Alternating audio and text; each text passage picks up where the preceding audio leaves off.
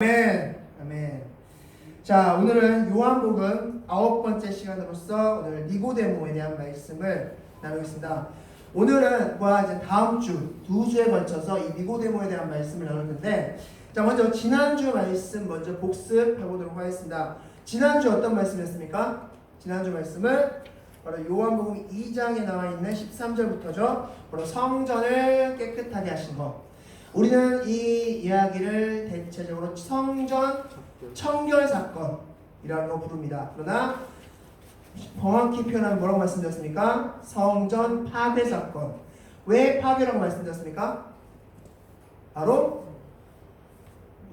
예수님께서 자신이 성전 되심을 나타내시고 내가 3일 후에 부활할 것을 직접적으로 드러내신 사건이 바로 이 성전 파괴 사건이기 때문입니다. 즉 지금까지 성전을 통해서 행하셨던 것을 이제 무엇을 통해서, 누구를 통해서? 예수 그리스도를 통해서 행하신다는 말씀입니다.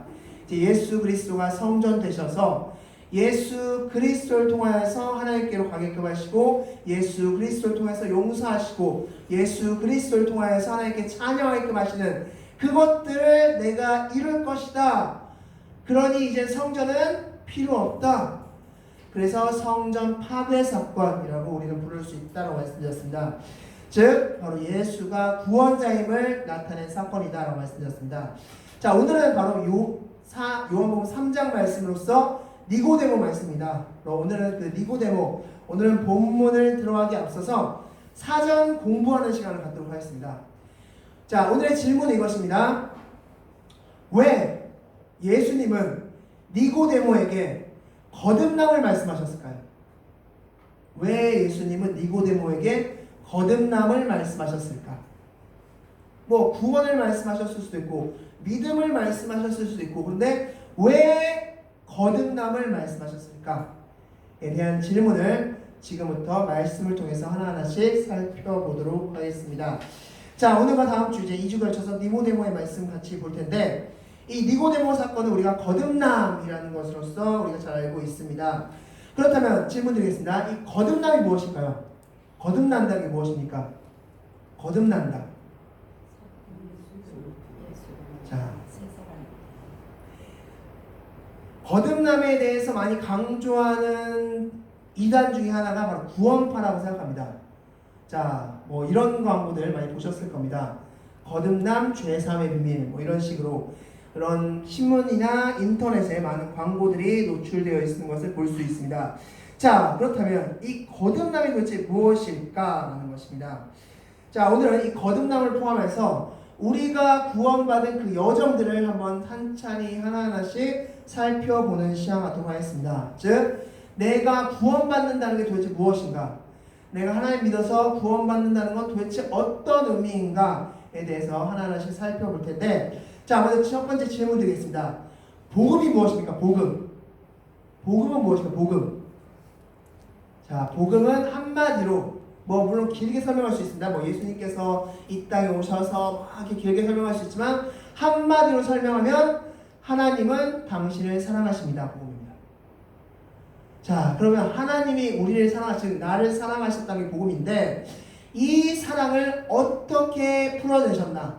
이 사랑을 어떻게 나타내셨나? 라고 하는 것이 바로 구원의 여정이라는 것입니다. 나를 사랑하셨다는 건 알겠는데 하나님이 나를 사랑하셨다. 그 사랑을 어떻게 하나님께서 보여주셨나? 라는 것입니다. 이게 바로 구원의 여정이라고 할 수 있습니다. 자, 구원의 여정은 크게 5가지 정도 나눌 수 있습니다. 물론 더 길게, 더 많은 세세하게 말씀드릴 수도 있지만 크게 봤을 때 5가지 정도로 말씀할 수 있습니다. 첫 번째, 예정. 두 번째, 부르심. 세 번째, 거듭남. 네 번째, 성화.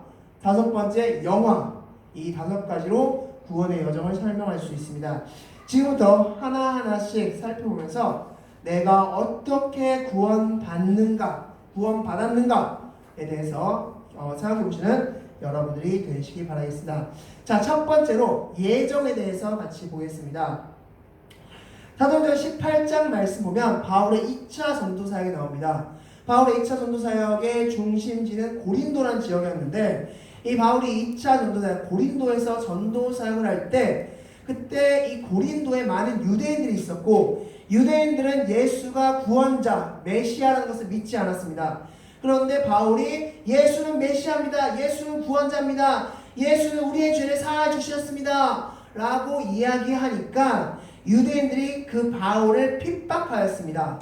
자, 그러자 이 바울이 낙담이 되었고 그날 밤에는 잠이 들었는데 꿈속에서 하나님께서 이렇게 말씀하셨습니다. 사도행전 18장 9절 말씀, 침묵하지 말고 말하라 라고 말씀하셨습니다. 자, 왜 하나님께서는 이 바울에게 이 말씀하셨을까? 결론적으로 이 바울은 이 메시지를 듣고 나서 1년 6개월 동안 고린도 사역을 훌륭하게 해내는 것을 볼 수 있었습니다. 그렇다면 이 침묵하지 말고 말하라고 말씀하신 이유가 무엇일까? 자, 본문 같이 보겠습니다. 사도행전 18장 10절 말씀 우리 다 같이 읽겠습니다. 시작! 내가 너와 함께 있음에 어떤 사람도 너를 대적하여 해롭게 할 자가 없을 것이니 이는 이 성 중에 내 백성이 많음이라. 아멘. 자, 무슨 말씀이냐면 바울에게 지금 이렇게 하나님께서 말씀하시는 겁니다. 바울아, 너가 이 고린도에서 복음을 제시만 하면 믿을 사람은 많이 있어. 지금은 안 믿는 것 같고 사람이 없는 것처럼 보이지만 너가 복음만 제시하면 믿을 사람은 너무나 많이 내가 준비되어 있다 라고 말씀하시는 겁니다. 이게 무엇이다? 바로 예정이라는 것입니다. 하나님은 이미 구원받을 자를 택해 놓으셨다라는 것입니다. 자, 그렇다면 이 예정을 이렇게 설명할 때마다 늘 들어오는 질문이 하나 있습니다. 무엇입니까? 내가 믿고 싶은데 안 믿어지면 어떡합니까? 내가 믿고 싶은데 예정이 안 됐다는 이유만으로 내가 구원 못 받고 지옥 가면 어떡합니까? 라는 질문입니다. 아니, 내가 믿고 싶은데 내가 예정이 안 돼서 하나님이 예정하지 않아서 내가 지옥 가면은 하나님 책임 아닙니까? 라는 식의 질문들. 자, 이 질문에 대해서 여러분 어떻게 답하시겠습니까? 여러분께 만약에 누가 이런 질문했다, 예정에 대해서 설명했는데 이렇게 질문했다 라고 하면 여러분 어떻게 대답하시겠습니까? 이 질문에는 한 가지 오류가 있습니다. 무엇이 오류입니까? 구원은 내가 선택할 수 있다는 오류입니다. 내가 믿고 싶어서로 시작하는 거죠. 그러나 구원은, 믿음은 누가 선택하는 겁니까? 하나님이 택하신 겁니다. 내가 믿고 싶어서 믿는 게 아니라 하나님이 창세 전에 택하셔서 믿는 것이 바로 믿음이라는 것입니다. 그래서 이 질문에는 심각한 오류가 있다고 말씀드릴 수 있습니다. 자, 결론적으로 예정은 무엇이다? 하나님께서 창세 전에 믿을 자를 택하셨고, 이것을 우리가 믿는다는 것은 우리의 신앙이 어떤 환경이나 어떤 상황에 쉽게 넘어지거나 변화되지 않는다는 것을 의미한다는 것을 기억하시기 바라겠습니다. 자, 두 번째는 바로 부르심이라고 할 수 있습니다. 자, 두 번째는 부르심입니다. 자, 하나님께서 예정하신 그 사람들을 하나님의 때에 하나님의 방법으로 부르시는 걸 부르심이라고 할 수 있습니다. 즉, 예수님께서 이뤄놓으신 그 구원의 사건을 예수님께서 태어나셔서 십자가 지시고 부활하신 그 구원의 사건에 동참시키는 게 바로 부르심이라고 할 수 있습니다. 이 부르심은 크게 두 가지로 나눌 수 있는데, 하나는 외적 부르심, 하나는 내적 부르심입니다. 외적 부르심은 바로 내 바깥에서, 즉 내가 아는 사람 혹은 모르는 사람이 나에게 복음을 제시해 주는 게 외적 부르심입니다. 형제님 예수 믿으셔야 됩니다. 예수 믿어서 구원 받으셔야 됩니다. 우리의 죄를 사해 주실 분은 오직 예수님밖에 없습니다. 예수님께서 형제님을 기다리십니다 라면서 구원의 복음을 제시해 주는 게 바로 외적 부르심이라고 할 수 있습니다. 자, 이 외적 부르심과 더불어서 내적 부르심이라는 것이 있습니다. 이 내적 부르심 무엇인가? 성령님께서 우리 마음 안에서 일하시는 것인데, 그렇게 외적 부르심, 누구론가로부터 복음을 제시받았을 때 그것이 믿어지고 알아지고 깨달아지는 게 외적 부르심입니다. 즉 내가 이렇게 복음을 제시했는데 어떤 사람은 그것이 전혀 받아들여지지 않습니다. 무슨 말도 안 되는 소리를 하세요 라고 받아들이지 않을 수도 있고, 근데 어떤 사람은 그게 믿어지는 겁니다. 아, 그럴 수도 있겠구나. 아, 그래, 내가 참 죄가 많지. 그래, 이 죄의 문제를 어떻게 해결할 수 있지? 아, 그래, 저 사람 말이라면 뭔가 좀 신뢰가 하네, 믿어질만 하네, 한번 교회 한번 가볼까? 이게 바로 내적 부르심인 겁니다. 즉 부르심은 그게 외적 부르심과 내적 부르심이 있는데, 중요한 것은 이 내적 부르심, 외적 부르심은 따로따로가 아니라 하나라는 사실을 기억하시기 바라겠습니다. 자, 로마서 10장 14절 말씀 다 같이 읽겠습니다. 시작. 그런즉 그들이 믿지 아니하는 일을 어찌 부르리요, 듣지도 못하는 일을 어찌 믿으리요, 전파하는 자가 없이 어찌 들으리요. 아멘. 즉 누군가 외적 부르심, 즉 복음을 제시해 줬는데 복음을 제시해 주지 않으면 들을 수 없다는 것입니다. 그리고 그렇게 복음이 제시됐을 때 그 안에서 성령께서 그 말씀이 믿어지게끔 하는 겁니다. 마치 빌립보에서 루디아에게 바울이 복음을 전했을 때 그 말씀이 믿어졌던 것처럼 그 말씀이 믿어지는 겁니다. 아, 그럴 수 있겠구나. 아, 그게 진리일 수 있겠구나. 아, 내가 한번 교회 한번 가야겠다. 예수님 한번 믿어봐야겠다. 라고 생각이 되는 것. 그게 바로 외적 부르심이, 내적 부르심이다. 즉 외적 부르심과 내적 부르심은 하나로 연결된다는 사실을 기억하시기 바라겠습니다. 자, 세 번째가 바로 오늘 니고데모의 주제인 거듭남이라고 할 수 있습니다. 자, 이 거듭남, 니고데모는 이렇게 거듭남에 대해서 한번 질문했습니다. 우리 본문 말씀 4절 말씀 같이 읽겠습니다. 요한복음 3장 4절 말씀 다 같이 읽겠습니다. 시작. 니고데모가 이르되 사람이 늙으면 어떻게 날 수 있사옵나이까? 두 번째 모태에 들어갔다가 날 수 있사옵나이까? 아멘. 자, 이 니고데모는 거듭남에 대해서 이해하지 못했습니다. 굉장히 어렵죠. 먼저 거듭남이 무엇이냐? 이 거듭남을 원어로 겟나우 아우테이라고 합니다. 겟나우 아우테. 헬라어로 겟나우 아우테인데 이 겟나우라는 뜻은 태어나다라는 뜻이고 아우테이라는 것은 하늘이라는 뜻을 가지고 있습니다. 하늘에서. 즉 하늘로부터 태어남을 당하는 것, 이게 바로 거듭남이다라고 할 수 있습니다. 자, 중요한 거 말씀드리겠습니다. 이 거듭남은 법적 선언입니다. 법적 선언. 거듭남은 무엇이라고요? 법적 선언이라고 말씀할 수 있습니다. 자, 이게 무슨 뜻이냐? 나는 죄인입니다. 나는 죄인이다. 그런데 하나님께서 이렇게 말씀하시는 겁니다. 너는 의인이야. 쾅쾅쾅. 이게 바로 거듭남입니다. 즉 거듭남은 법적인 선언입니다. 하나님께서 죄인이지만 의인으로 여겨주신다는 겁니다. 이게 바로 거듭남이라고 할 수 있는 것입니다. 자, 이 거듭남을 오해하는 많은 사람들이 있습니다. 자, 이 거듭남을 오해하는 가장 대표적인 게 바로 앞서 말씀드렸던 이제 구원파라 할 수 있는데, 자, 질문 드리겠습니다. 내가 거듭나면 나는 이제부터 천사가 되는 거고 죄를 한 번도 짓지 않고 의인이 되는 것입니까? 아닙니다. 거듭난다고 해서 의인이 되는 것은 아닙니다. 말씀드렸죠? 죄인이지만 의인으로서 인쳐주는 칭의 하시는 겁니다.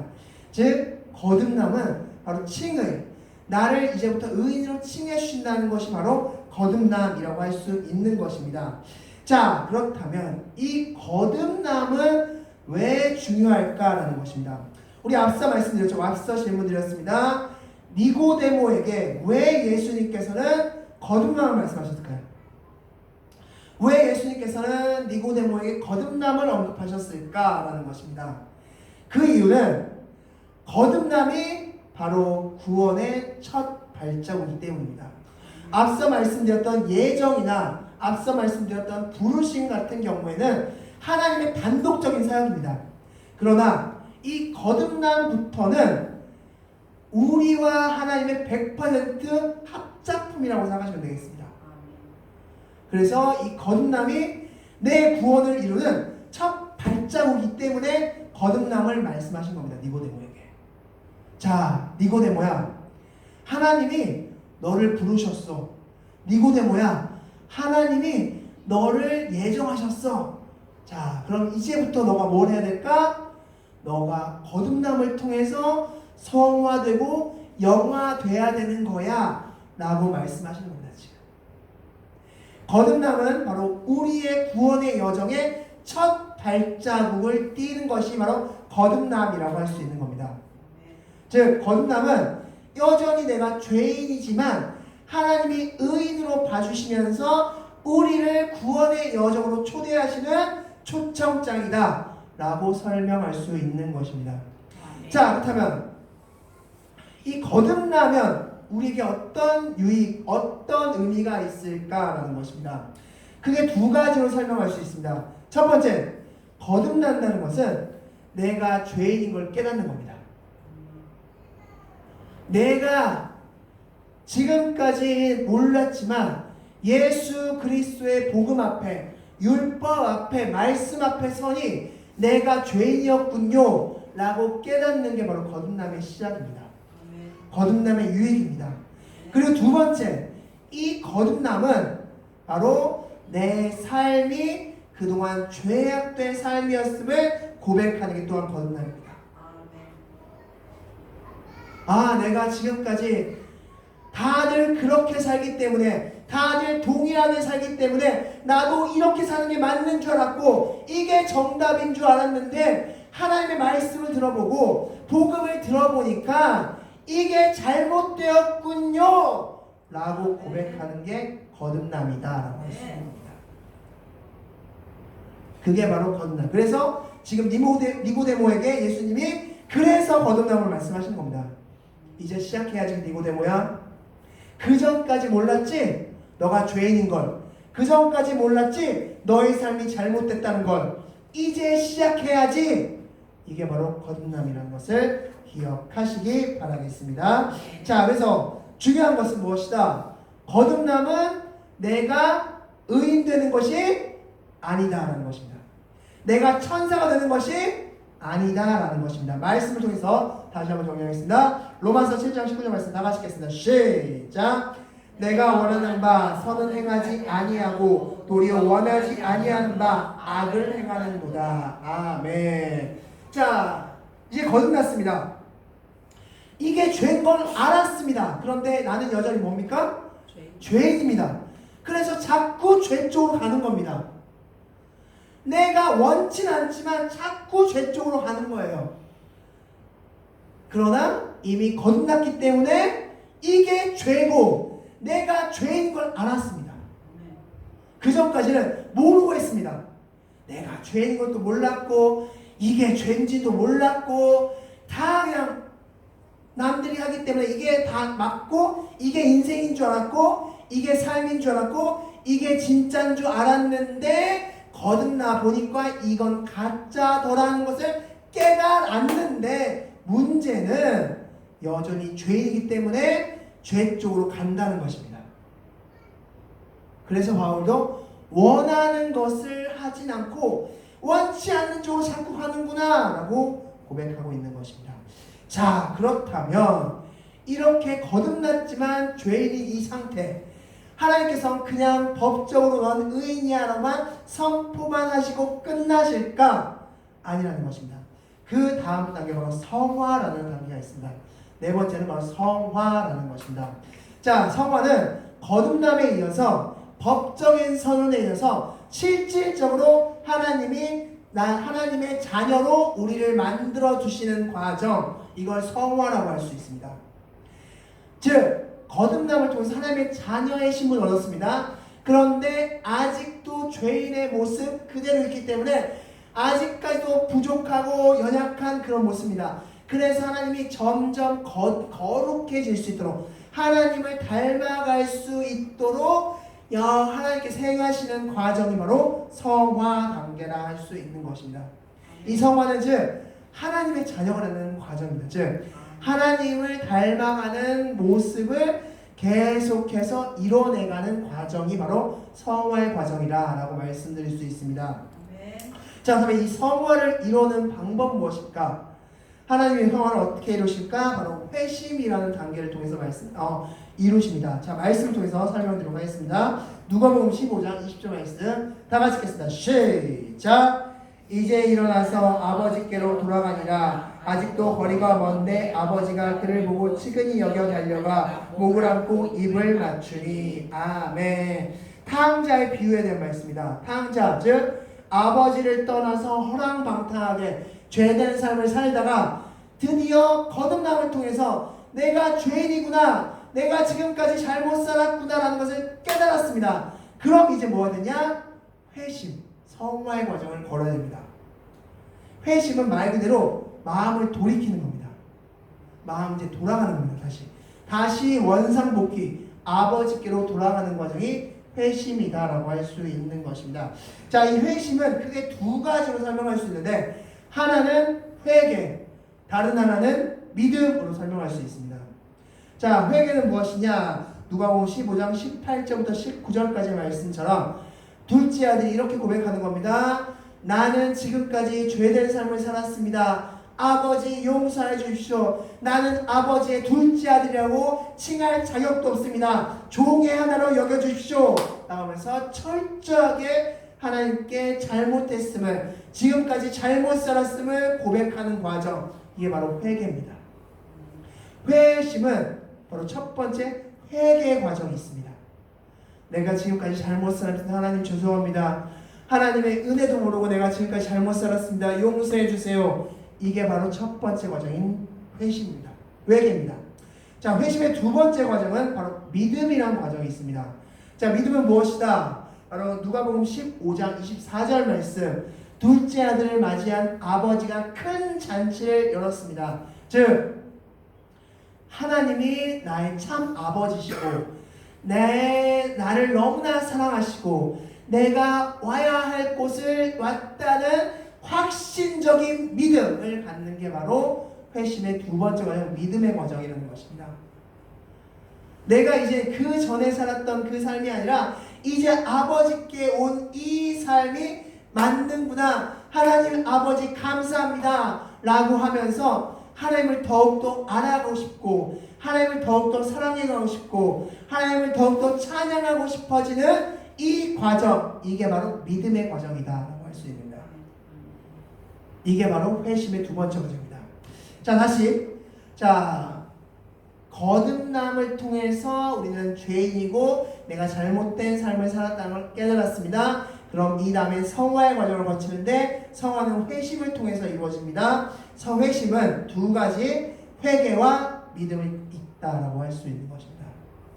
즉 하나님께서는 이 회개와 믿음의 과정을 통하여서 우리를 하나님의 자녀로 만들어 가십니다. 하나님께서 역사하시고 하나님께서 일하실 그 모습 그대로 하나님께서 우리를 다듬어 가시고 깎아내시고 부서뜨리시고 하나님께서 다시 만져가시는 모습, 그게 바로 성화의 과정이다라고 할 수 있는 것입니다. 자, 그럼 마지막 과정은 바로 영화라고 할 수 있습니다. 영화는 바로 우리가 천국 가는 그 삶을 말씀드릴 수 있습니다. 즉 육신의 옷을 벗고 이제 온전해지는 것이라고 할 수 있습니다. 그렇다면 이 영화, 우리가 영화된다는 것은 어떤 모습일까? 고린도전서 15장 42절 말씀 우리 다 같이 읽겠습니다. 시작! 죽은 자의 부활도 그와 같으니 썩을 것으로 심고 썩지 아니할 것으로 다시 살아나며. 아멘. 바로 우리의 지금의 육체가 아니라 새로워진 육체로 하나님과 만나는 것, 이게 바로 영화의 과정이다라고 할 수 있는 것입니다. 그 육체는, 지금의 육체는 썩어질 것입니다. 내가 입고 있는 이 육체는 썩어질 것인데, 앞으로 영화되면서 하나님과 만났을 때 갖게 될 육체는 썩지 아니할 육체, 새로운 육체 가운데 우리가 임하게 된다고 말씀드릴 수 있습니다. 우리는 바로 이때까지, 영화의 과정이 될 때까지 성화의 삶을 살아가면 되는 것입니다. 아멘. 즉 내가 거룩해지도록 네.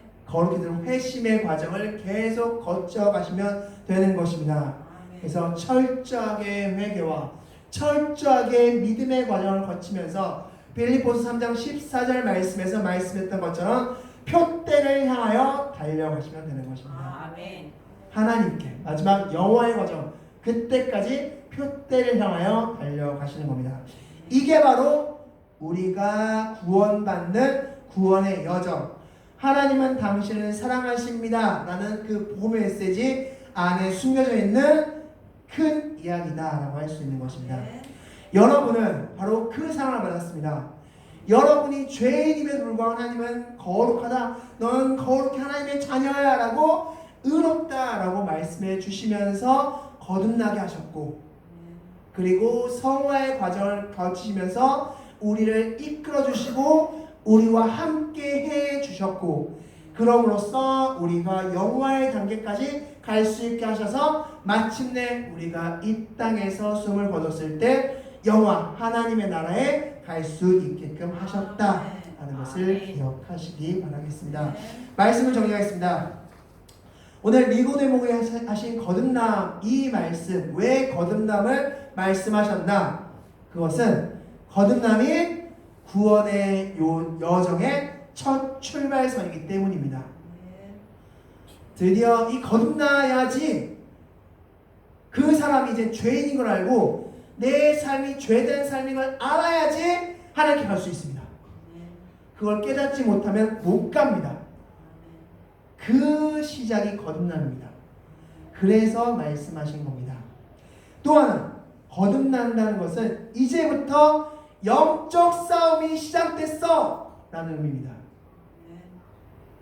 너 거듭났어? 영적 싸움의 시작이야 라는 것입니다. 그때로부터 이제 영적 싸움이 시작되는 것을 알고 중무장, 에베소 6장에 나오는 전신갑주의 중무장을 하시면서 나가시는 그런 여러분들이 되시기 바라겠습니다.